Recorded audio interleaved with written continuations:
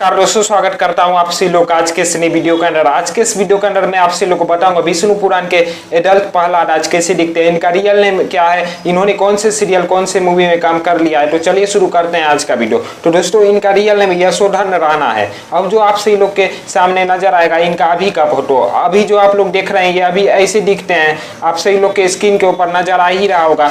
और दोस्तों इन्होंने बहुत सारा सीरियल में भी काम किया है और एक दो मूवी में काम किया है। तो दोस्तों मूवी का मैं पहले नाम लेता हूँ टोनी मूवी, 2019 का ये मूवी है, इसमें ये काम कर चुके हैं। और सीरियल की बात करूँ तो सीरियल का नाम है ओम नमः शिवाय। आप लोगों ने ये सीरियल देखा ही होगा, कहीं ना कहीं बचपन में देखा ही होगा दोस्तों।